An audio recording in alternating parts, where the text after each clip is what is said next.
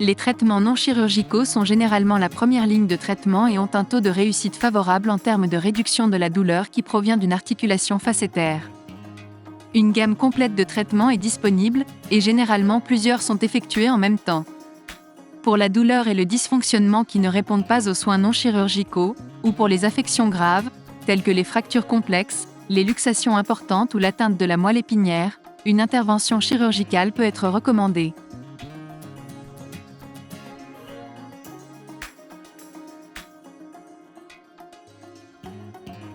Plusieurs traitements à domicile et médicaux sont disponibles pour soulager la douleur qui provient des articulations des facettes du bas du dos.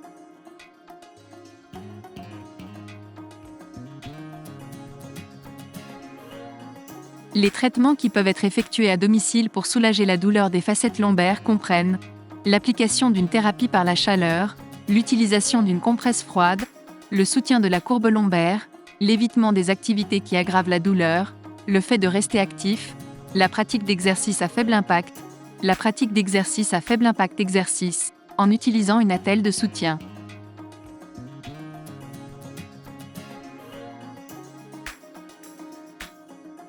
La thermothérapie peut aider à détendre les muscles et à ouvrir les vaisseaux sanguins pour permettre au flux sanguin et à l'oxygène d'atteindre les tissus douloureux, en les nourrissant. L'utilisation d'un patch chauffant ou d'un sac d'eau chaude le matin après le réveil peut aider à soulager la douleur et la raideur matinale. La thermothérapie peut également être utilisée par intermittence tout au long de la journée pour maintenir les tissus détendus.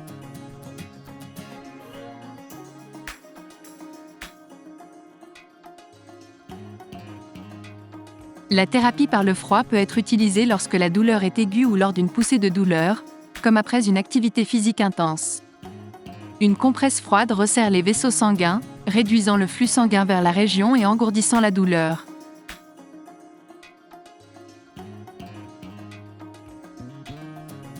Il est important de maintenir l'alignement naturel de la colonne vertébrale en adoptant une position assise, debout ou allongée correcte. Une bonne posture aide à éloigner les contraintes des articulations facétaires et favorise un meilleur environnement de guérison.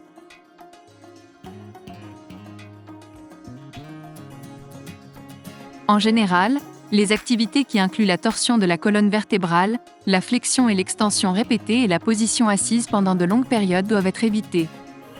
Plier la colonne vertébrale vers l'arrière peut causer plus de tension sur l'articulation touchée et doit être évité pour éviter d'autres dommages.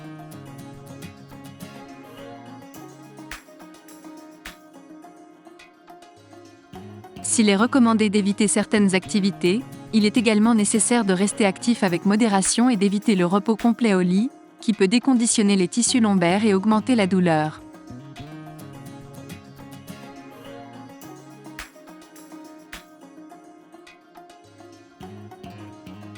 Suivre une routine d'exercice qui implique des exercices simples et à faible impact, comme la marche, peut être bénéfique lorsqu'il est effectué dans des limites tolérables pour de courtes distances.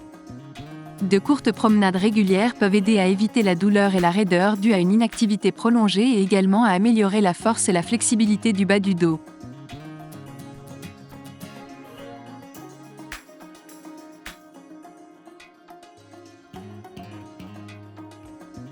Bien que le corset ne soit pas courant dans le traitement de la douleur facétaire bénigne, un corset peut parfois être utilisé pour une instabilité facétaire non menaçante, comme une subluxation, pour aider à limiter le mouvement de la colonne vertébrale et favoriser la guérison. Il est conseillé de discuter de toute modification d'activité ou de soins personnels avec un médecin pour confirmer que le trouble des facettes n'est pas affecté.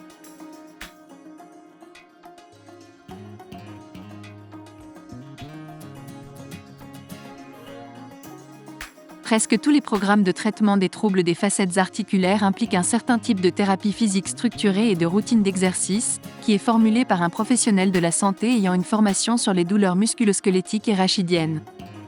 La physiothérapie comprend généralement une combinaison de thérapie manuelle, d'exercices aérobies à faible impact, de renforcement et d'étirement.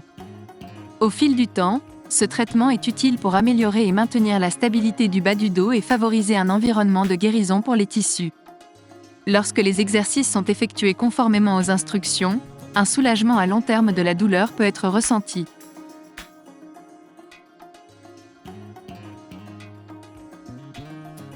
Les médicaments sur ordonnance et en vente libre peuvent être utilisés pour soulager la douleur des articulations facétaires. Les médicaments oraux courants comprennent l'acétaminophène, les anti-inflammatoires non stéroïdiens, les relaxants musculaires et les antidépresseurs. Les analgésiques topiques peuvent également être utiles pour soulager la sensibilité locale dans le bas du dos et les jambes. Les médicaments topiques sont disponibles sous forme de gel, de crème, d'huile et de patch et peuvent être achetés en vente libre.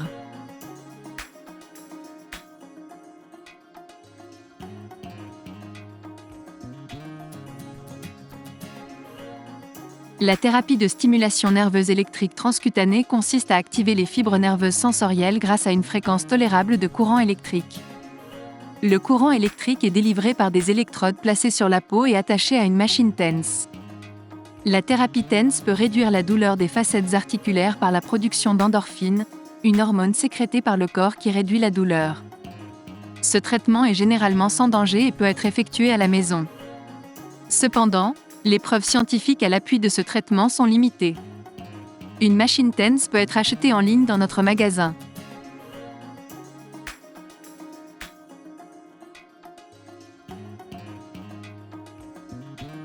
Les injections de traitement contiennent des médicaments anesthésiants qui agissent sur les nerfs autour de l'articulation facétaire, réduisant leur capacité à transmettre les signaux de douleur au cerveau. Les injections contiennent également des stéroïdes, qui diminuent les réactions inflammatoires dans l'articulation facétaire, réduisant ainsi la douleur. Les techniques d'injection courantes qui aident à cibler les douleurs articulaires facétaires comprennent injection facétaire, bloc de branche médiale et ablation par radiofréquence. Les injections d'articulation facétaire traitent la douleur provenant d'une articulation facétaire spécifique. L'injection est généralement délivrée dans la capsule qui entoure la facette. Les injections de blocs de branche médiale déposent un médicament autour des branches médianes des nerfs rachidiens transmettant la douleur. L'ablation par radiofréquence soulage la douleur en induisant une lésion thermique sur le nerf transmettant la douleur près de la facette. La lésion empêche le nerf d'envoyer des signaux de douleur au cerveau. L'ablation par radiofréquence est généralement envisagée lorsqu'un diagnostic précis de douleur articulaire facétaire est effectué grâce à la technique d'injection diagnostique à double bloc.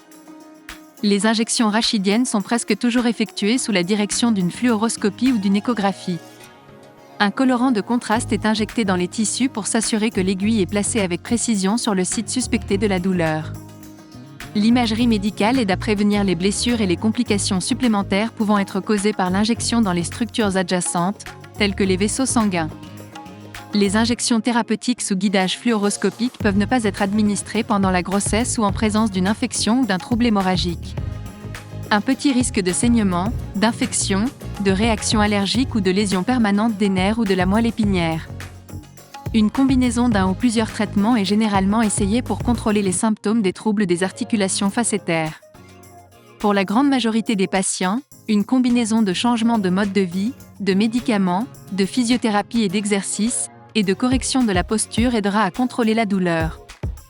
Si la douleur et les signes et symptômes neurologiques, tels que l'engourdissement ou la faiblesse, continuent de progresser, une consultation chirurgicale peut être recommandée.